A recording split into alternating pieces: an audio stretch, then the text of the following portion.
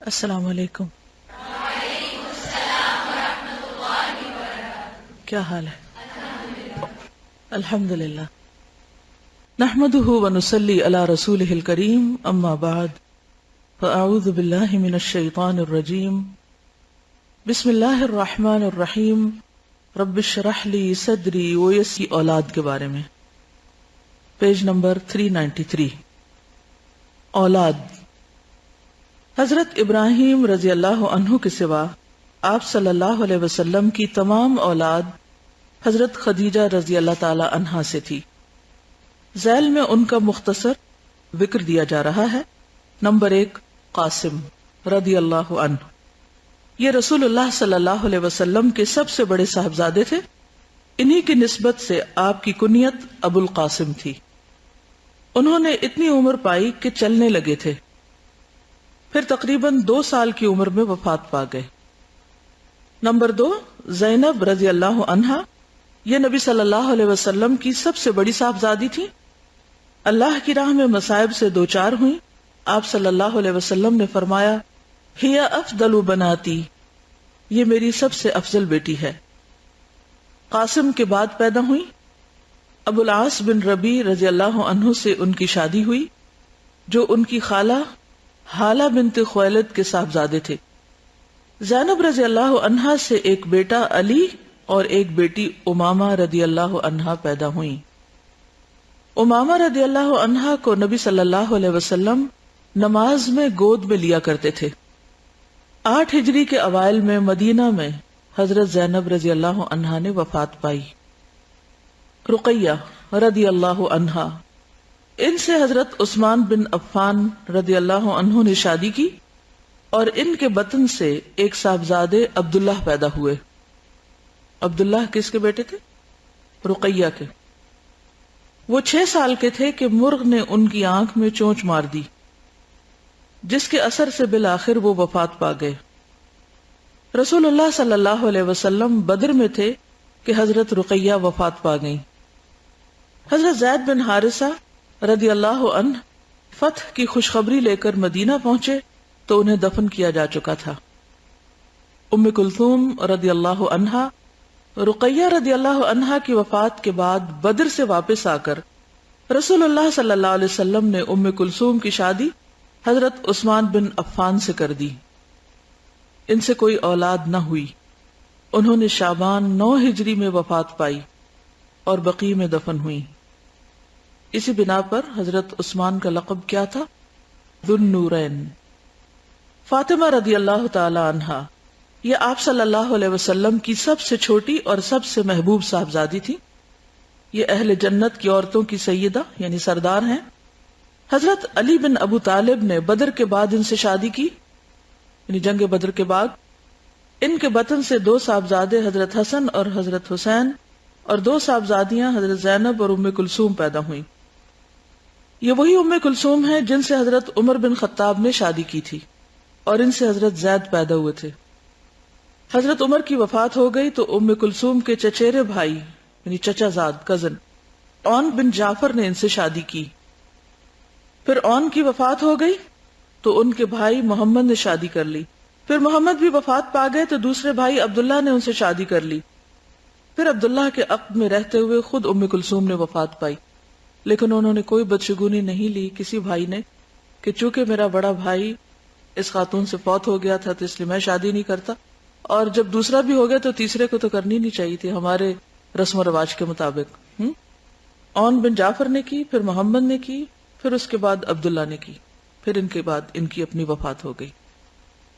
ہمارے معاشرے میں ایسا ہو سکتا کہ ایسی خاتون سے کوئی شادی کرے جس کے 2 ہسبینڈ فوت ہو چکے اور وہ 2 بھائی بھی ہوں آپس میں اور پھر انہی کا بھائی شادی کرے تو پہلے ہی ڈرے گا کہ میں بھی مر جاؤں گا اس سے، کیونکہ ہم موت زندگی کا اختیار لوگوں کو دیتے حالانکہ سب اللہ کے ہاتھ میں. جب انسان توہمات سے نکل آتا ہے، بدشگونیوں سے باہر نکل آتا ہے تو پھر مضبوط ہو جاتا ہے. پھر اس کا سارا توکل اور اعتماد اللہ کی ذات پر ہوتا ہے کہ نفع نقصان زندگی اور موت صرف اللہ کے ہاتھ میں. ان چیزوں کا وہم نہیں کرنا چاہیے. اور اگر یہ چیزیں انسان کے اندر پختہ ہیں تو اس کا مطلب ہے کہ توحید خالص نہیں ہوئی. اللہ پہ پورا بھروسہ ابھی آیا ہی نہیں، سیکھا ہی نہیں۔ بعض روایات میں حضرت فاطمہ کے ایک اور بیٹے محسن کا ذکر بھی ملتا ہے، اور اسی طرح ایک اور بیٹی رقیہ کا ذکر بھی ملتا ہے۔ حضرت فاطمہ کی وفات نبی صلی اللہ علیہ وسلم کی وفات کے 6 مہینے بعد ہوئی۔ نبی صلی اللہ علیہ وسلم کی یہ 5 اولادیں نبی صلی اللہ علیہ وسلم کے شرف نبوت سے مشرف ہونے سے پہلے پیدا ہوئیں۔ چھٹے عبداللہ رضی اللہ عنہ، ان کے بارے میں اختلاف ہے۔ کہا جاتا ہے کہ زمانہ اسلام میں پیدا ہوئے، اور کہا جاتا ہے کہ اس سے پہلے پیدا ہوئے۔ انہوں نے بھی بچپن ہی میں وفات پائی۔ یہ حضرت خدیجہ سے نبی صلی اللہ علیہ وسلم کے آخری صاحبزادے تھے۔ تو گویا حضرت خدیجہ جن کی عمر شادی کے وقت کتنی تھی؟ 40 سال۔ تو ان کے کتنے بچے پیدا ہوئے؟ 6 بچے پیدا ہوئے۔ آج کل تو 20 سال کی لڑکیاں بھی 6 بچے پیدا نہیں کرتی ہیں۔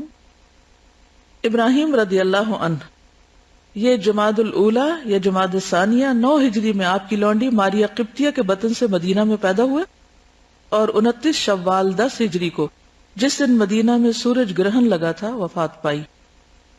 بعض لوگوں نے کیا سمجھا؟ پھر شگون لیا، تو آپ نے اس کی تردید فرمائی کہ سورج گرہن اللہ کی نشانیوں میں سے ایک نشانی ہے، اس کا کسی کی زندگی موت سے کوئی تعلق نہیں۔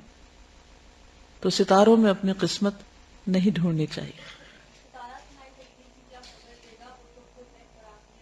بالکل، ستارہ تمہاری تقدیر کی کیا خبر دے گا، وہ تو خود ہے فراخی اخلاق میں دگرگوں، یعنی خود گھوم پھر رہا ہے، وہ تمہاری قسمت کہاں سے بتائے گا۔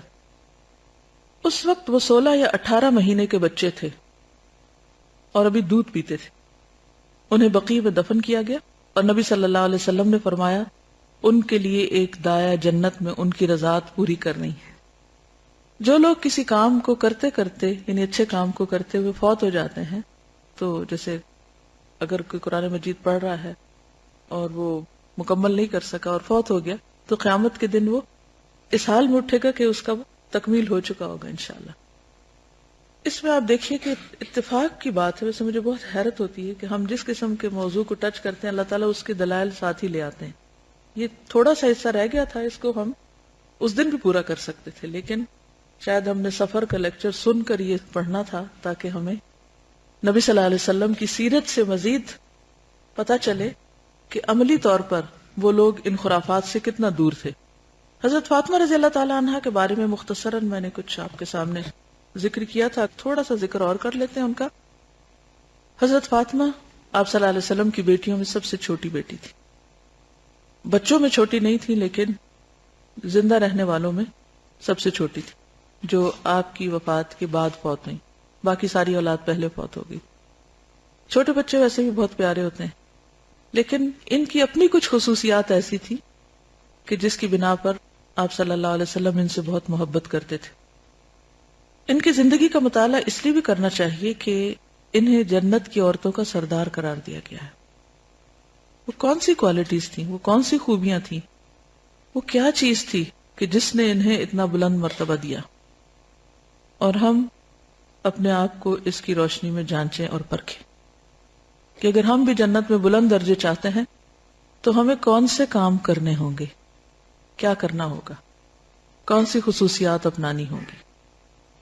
ایک حدیث میں آتا ہے کہ جنت والی خواتین میں سب سے افضل یہ 4 ہیں، یعنی جو عورتیں جنت میں جائیں گی ان میں سب سے افضل یہ 4 ہیں: خدیجہ بنت خویلد، فاطمہ بنت محمد صلی اللہ علیہ وسلم، مریم بنت عمران، اور فرعون کی بیوی آسیہ بنت مزاحم۔ حضرت آسیہ نے تو بہت صبر و استقلال سے کام لیا تھا، حضرت مریم کی اپنی کچھ خوبیاں تھیں، اور حضرت خدیجہ کا رول آپ پڑھ چکے ہیں۔ تو آج ہم حضرت فاطمہ کے بارے میں کچھ باتیں پڑھیں۔ حذیفہ رضی اللہ عنہ سے روایت ہے کہ ایک مرتبہ مجھ سے میری والدہ نے پوچھا، تم نبی صلی اللہ علیہ وسلم کے ساتھ کب سے وابستہ ہو؟ میں نے کہا فلاں فلاں وقت سے۔ تو انہوں نے مجھے سخت سست اور برا بھلا کہا۔ میں نے ان سے کہا پیچھے ہٹیں، میں نبی صلی اللہ علیہ وسلم کے پاس جا رہا ہوں، مغرب کی نماز ان کے ساتھ پڑھوں گا اور اس وقت تک انہیں نہیں چھوڑوں گا جب تک وہ میرے اور آپ کے لیے استغفار نہ کریں۔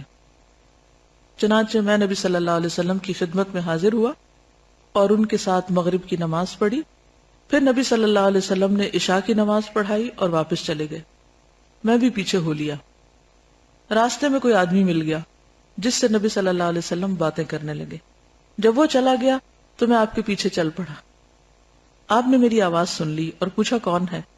میں نے کہا حذیفہ. آپ صلی اللہ علیہ وسلم نے پوچھا کیا بات ہے؟ میں نے سارا واقعہ بتایا. آپ نے فرمایا اللہ تمہیں اور تمہاری والدہ کو معاف کر دے.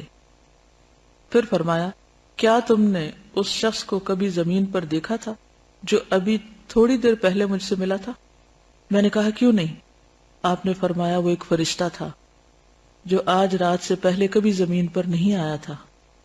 اس نے رب سے اس بات کی اجازت لی تھی کہ مجھے سلام کرنے کے لیے حاضر ہو، اور یہ خوشخبری دی کہ حسن اور حسین جنت کے نوجوانوں کے سردار ہیں اور فاطمہ جنت کی عورتوں کی سردار ہیں رضی اللہ عنہم.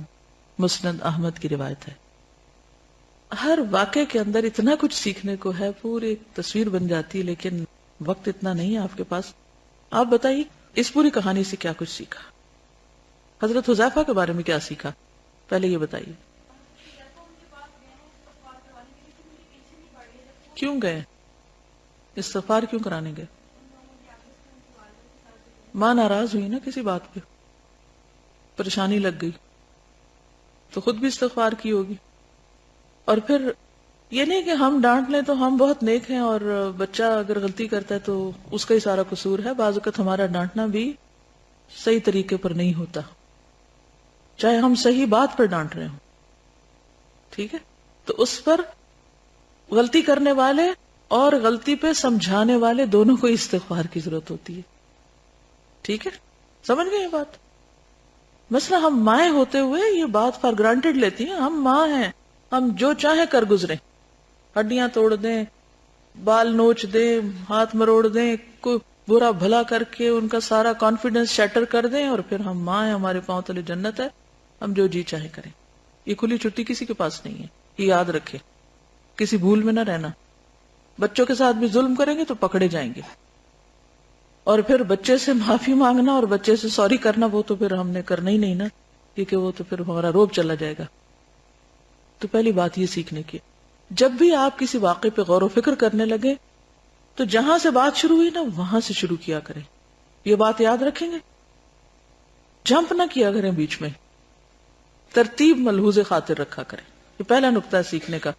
کسی نے ایک دن سوال کیا تھا کہ غور و فکر کیسے کرتے ہیں؟ تو واقعات میں غور و فکر اس طرح کرتے ہیں کہ بات شروع کہاں سے ہوئی، ابتدا کہاں سے ہوئی، بنیاد کیا ہے.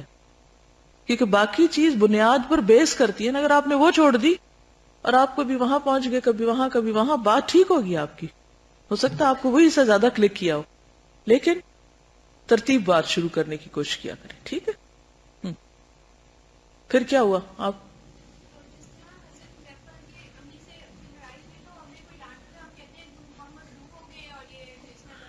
اور پھر ایک دوسرے سے روٹ جاتے ہیں اور نہ اصلاح کرتے ہیں اور نہ ہی اس گناہ کا جو سیاہ نقطہ پڑتا ہے یا ایک بیڈ فیلنگ کسی کے ساتھ بھی نوک جھونک کے بعد، چاہے آپ حق پر ہی کیوں نہ ہو، اندر آتی ہے نا کوئی چیز کہ نہیں آتی، اس کو مٹانا ضروری ہے کہ اسے دبانا چاہیے، کہ دبا کے پھر اگلا ایک اور غلط کام کرے، پھر اس کو بھی دبا دیا. پھر یہ جو سارا کچھ دبتا جاتا ہے پھر نکلتا کیسے؟ بہت غلط طریقے سے نکلتا ہے پھر کبھی. تو اس سیاہ نقطے کو مٹا دینا چاہیے. اہل جنت کے دل کیسے ہوں گے کہ جن کے اوپر کسی قسم کا کچھ گرد و غبار نہیں ہوگا. اگر کسی وجہ سے رہ بھی جائے گا تو جنت میں جانے سے پہلے اس کو دھویا جائے گا. تو دنیا بھی جنت بن سکتی ہے، ان سینس وہ جنت تو جنت ہی ہے، لیکن جب ہم یہ کہتے ہیں نا دنیا جنت بن سکتی ہے، اس کا مطلب یہ کہ دنیا میں آپ بیسٹ ٹائم اس وقت گزار سکتے ہیں جب آپ کا دل اطمینان کی حالت میں ہو، کہ آپ نے کسی پر ظلم اور زیادتی نہ کی ہو، آپ کے سینے پر کسی گناہ کا بوجھ نہ ہو. کیونکہ ہم انسان ہر لمحہ پھسلتے ہیں، ادھر چوٹ کھاتے ہیں، ادھر غلطی کرتے ہیں، ہر لمحہ کچھ نہ کچھ کر رہے ہوتے ہیں. تو ساتھ ساتھ صفائی کرنی ضروری. گناہوں کا بوجھ جمع نہ ہونے دیں، کسی چیز پر انا اور ضد میں آ کے اپنے آپ کو لٹکائے نہ رکھیں، معلق نہ رکھیں. ٹھیک. تو جہاں کہیں بھی ایسا ہو تو وہ ایک چیز پڑ جاتی ہے، اس کو دھونا بڑا ضروری ہے. تو حضرت حذیفہ نے کہا کہ میں جا کے استغفار کرواتا ہوں. پھر کیا ہوا اس کے بعد؟ اگلی بات فرشتہ پھر جمپ کر دیا آپ نے، جمپ نہیں کرنا. اس سے اگلا نقطہ کیا ہے، غور کیجئے. شابش. ایک نماز پڑھی، پھر کیا کیا؟ دوسری پڑھی. اس کا مطلب وہ 1.5 گھنٹہ بیچ میں کم از کم جو وقفہ ہوگا، 1.5-2 گھنٹے وہ گزارا وہاں. آخر کوئی اچھا ہی کام کیا ہوگا، مسجد میں تھے. یعنی انتظار کیا. کس چیز کا انتظار کیا؟ کہ نبی صلی اللہ علیہ وسلم فارغ ہوں تو پھر بات کریں. ہم کیا کرتے ہیں؟ ہم اپنے ذہن میں ایک بات لے کے چلتے ہیں، نہ دائیں دیکھتے نہ بائیں، نہ دیکھتے کوئی مصروف ہے، نہ دیکھتے ہیں کہ کوئی اور کچھ کام کر رہا ہے یا کوئی ہم سے پہلے کھڑا ہے. سب کی بات کاٹ کے بیچ میں جا کے اس بندے کو کہتے ہیں اچھا ذرا میری ایک بات سن لیں آپ. اور وہ دھکم پیل کرتے ہیں اور وہ بدتمیزی. اور مجھے حیرت ہوتی ہے کہ ہم دین دار لوگ دین پڑھ کے ان اخلاقیات سے کیوں آ رہی ہیں؟ ہم اپنی باری کا انتظار کیوں نہیں کر سکتے؟ ہم صبر کیوں نہیں کر سکتے؟ اہم ترین بھی بات ہوگی، اچھا 2 منٹ ویٹ کرنا پڑا، پتہ نہیں کیا ہو رہا ہے، چلو چلتے ہیں. بڑے سے بڑا جذبہ لے کے آتے اور کام کیے بغیر واپس چلے جاتے. بھئی کیوں نہیں کیا؟ وہاں تو اتنا رش تھا، وہاں تو کوئی موقع ہی نہیں تھا، اتنا انتظار کون کرتا. جب یہ ہم سے صبر ہی نکل گیا انتظار کرنے کا، تو پھر تو موقع گنوا دیا ہم نے. اور یہ صرف ان صحابی کی نہیں، صحابہ کے بعد جو تابعین کی جنریشن تھی اور اگلی جنریشن، اس میں بھی اخلاق ہمیں ملتا ہے.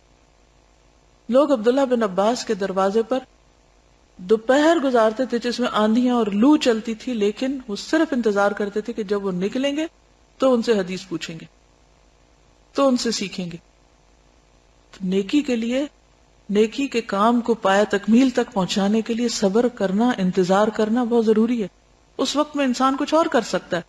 اس سے پتہ چلتا ہے کہ آپ کسی چیز میں کتنے ڈٹرمنڈ ہیں، کتنے سنسیئر ہیں. بعض لوگ دوسروں کو بلیم کر کے، ادھر ادھر کے بہانے کر کے اچھا کام چھوڑ دیتے ہیں. کوئی وجہ بتا، اس کو قصور ہے، اس کا قصور ہے، لیکن وہ یہ نہیں دیکھتے کہ ان کی اپنی نیت کتنی خالص ہے.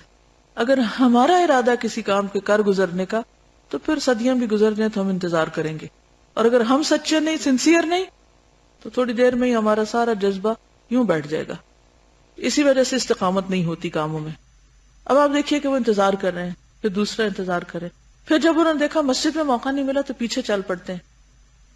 پھر دیکھا کہ وہ ایک شخص بات کر رہا ہے، پھر انتظار کرتے ہیں.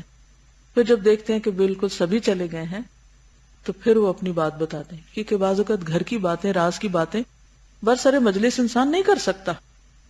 کہ اب یہ آپ کی اور آپ کی اماں کے درمیان کوئی انبن ہوئی ہے اور آپ سارے محلے میں بیٹھ کے کہہ رہے ہیں وہ میری اماں نے یہ کہہ دیا اور فلانے نے یہ کر دیا. کس قدر ہم اس قسم کی باتیں لوگوں کے ساتھ ڈسکس کر رہے ہوتے ہیں، اپنے ہی ماں باپ کی برائیاں. اگر ہم نے کسی سے مشورہ بھی کرنا ہو تو ان باتوں میں رازداری بہت ضروری ہے. ماں باپ کا احترام اپنی جگہ رہنا چاہیے. بھری مجلسوں میں ایسی باتیں نہیں ڈسکس کرنی چاہیے. پھر کیا ہوا؟ اب فرشتہ آ گیا. اب بتائیے فرشتے کی بات. جی ہاں جی. بعض لوگ اپنے کام جاتے ہیں، وہ یہ نہیں دیکھتے کہ بھی ان کی بات کیا، وہ دیکھتے اچھا وہ کیا کہہ رہا تھا، وہ کون آیا تھا. ان کا یہ دھیان اس پہ زیادہ ہوتا ہے.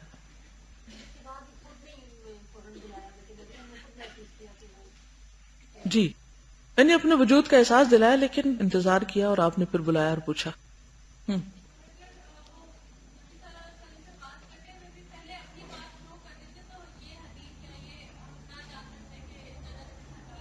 یس، very good point, very good.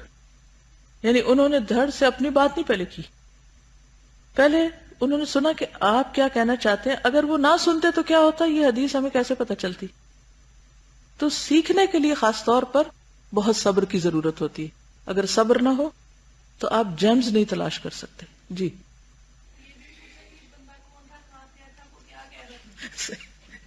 یہ میں نے پوچھا یہ بندہ کہاں سے آیا تھا، کون تھا، کیا کہہ رہا تھا. کیونکہ ہم اگر کسی کو دوسرے سے بات کرتے دیکھ بھی لیں تو ہم فوراً پوچھتے اچھا تمہارا اس سے کیا تعلق ہے، کوئی رشتہ داری ہے تمہاری.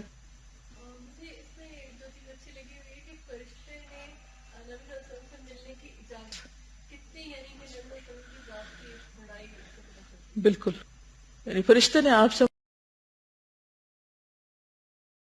ملاقات کی اجازت چاہی. وہاں بھی مینرز ہیں، وہاں بھی ادب آداب ہیں. بالکل. یعنی فرشتہ صرف سلام کرنے کے لیے حاضر ہوا اور پھر خوشخبری.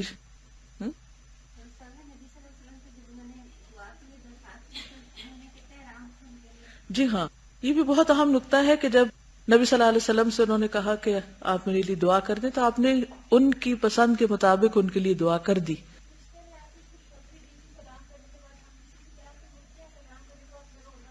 صحیح.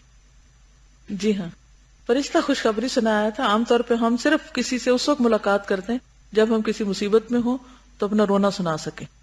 جی شابش، یہ تو آپ نے میرے منہ کی بات لے لی. میں آخر میں یہی کہنے والی تھی. ہم اکثر لوگوں سے کہتے ہیں میرے لیے دعا کریں، دعا میں یاد رکھیں، ہر نماز میں دعا کریں ہمارے لیے، لیکن یہ نہیں بتاتے بھی کون سی دعا، کیا دعا. تو اگر آپ کسی سے یہ کہتے ہیں کہ آپ دعا کریں ہمارے لیے، تو یہ بھی بتا دیا کریں کہ اس چیز کی دعا کریں، ہمارے ایمان کی کریں، آخرت کے لیے کریں، تقوی کی کریں، جو بھی اخلاق کی کریں، استغفار کریں، کچھ بھی یہ بتائیں دوسرے کو، تاکہ اس کے لیے سہولت ہو جائے کہ وہ کیا دعا کرے. ہو سکتا ہے وہ آپ کے لیے وہ دعا کرے جو آپ کو سوٹیبل ہی نہ ہو. ہم، کہہ سکتے، کیوں نہیں کہہ سکتے.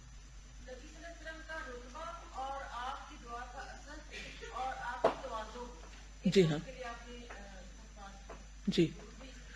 اور اس وقت آپ دیکھیں جو آپ کو خوشخبری ملی تھی، اگر ہم میں سے کسی کو خوشخبری ملے کہ آپ کی بیٹی اس مقام پہ ہوں گی، آپ کے نواسے اس مقام پہ ہوں گے، تو ہمارا ری ایکشن کیا ہو؟ اگر ہمیں کوئی ہماری اولاد کا رزلٹ آ کے بتائے تو ہمارا ری ایکشن کیا ہو؟ یعنی ایک جذباتی کیفیت بھی تو آتی ہے نا انسان پہ جب وہ اپنے پیاروں کے بارے میں کوئی خوشخبری سنتا ہے. لیکن آپ اتنے کام اینڈ کوائٹ اینڈ باوقار ہیں کہ ان جذبات کے اظہار کے لیے آپ نے وہ بات تو آگے ٹرانسفر کر دی، لیکن اس میں کوئی ایسی کیفیت نہیں ہے کہ جو عام طور پہ ہم کرتے ہیں خوشخبریاں پانے کے موقع پر. یہ جو انہوں نے کہا نا بہت سخت سست ہو یا اس طرح، یہ اکثر ہم سب قرآن پڑھنے پڑھانے والوں کو ڈانٹ ایسی پڑتی ہے. کتنا عرصہ ہو گیا تمہیں الہدا جاتے؟ کتنا عرصہ ہوا تمہیں فلاں استاد کے ساتھ رہتے؟ ہوتا نا آپ کے ساتھ. ہم سب یہ باتیں سنتے ہیں، ماں باپ کہتے ہیں، اٹس ویری نیچرل. اب آپ دیکھیے کہ اس بچے نے اس الزام کو، اس ڈانٹ کو کیسے لیا.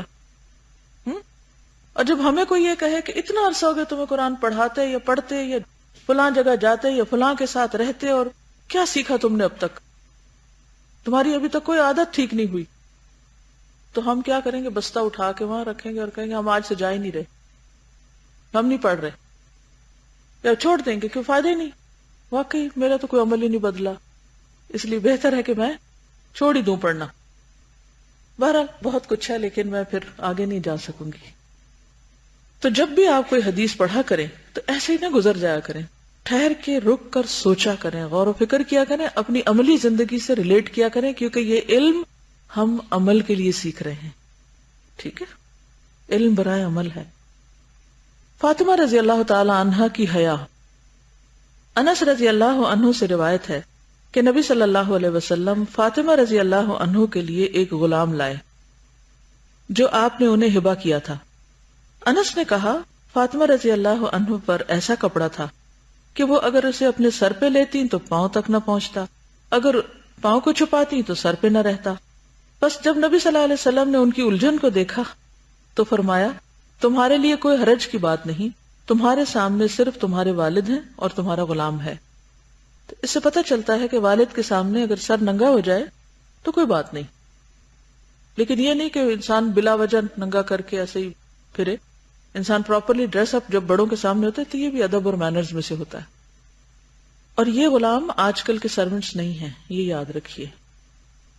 غلام وہ ہوتے ہیں جن کی اپنی کوئی بھی مرضی نہیں ہوتی، اور وہ یعنی کہ محکوم ہوتے ہیں یا خریدے ہوتے ہیں یا ہبہ ہوئے ہوتے ہیں، جس کی اب کوئی صورت نہیں ہے.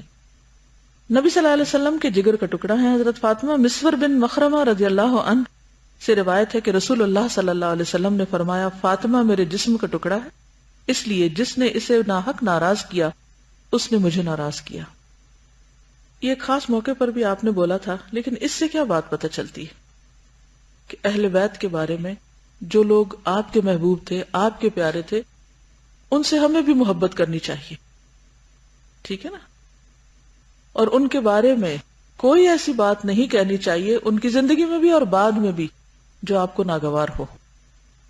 ایک اور روایت میں آتا ہے فاطمہ میرا ٹکڑا ہے، جو چیز اسے پریشان کرتی ہے وہ مجھے بھی پریشان کرتی ہے، اور جو چیز اسے خوش کرتی ہے وہ مجھے بھی خوش کرتی ہے، اور قیامت والے دن سب حسب نسب منقطع ہو جائیں گے، کوئی رشتہ داریاں باقی نہیں رہیں گی ماں سوائے میرے نسب رشتہ اور قرابت اور دامادگی کے، یعنی میرے یہ رشتے باقی رہیں گے کیونکہ ان کے لیے خوشخبریاں تھیں جنت کی سب کے لیے.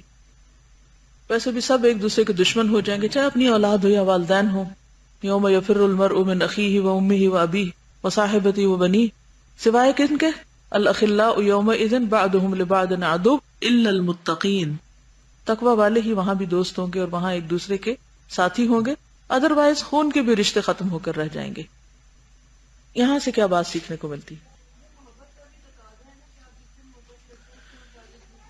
جی ہاں، جس سے آپ محبت کرتے ہیں، جو اس کی محبوب چیز ہے، اس کا بھی احترام کرنا ضروری ہوتا ہے. احترام سے مراد یہاں وہ بڑے چھوٹے والا احترام نہیں، بلکہ اس چیز سے محبت. جیسے نبی صلی اللہ علیہ وسلم سے محبت ہے تو آپ کی سنت سے بھی محبت ہونی چاہیے، آپ کے طریقوں سے، آپ کی تمام چیزوں سے. یعنی محبت کے بھی ادب آداب ہیں. بعض اوقات ہم محبت میں خود غرضی کرتے ہیں، اس چیز سے تو محبت کرتے ہیں، یعنی کسی ایک چیز سے کرتے ہیں یا ایک انسان سے کرتے ہیں، لیکن اس کے متعلقات سے نہیں کرتے.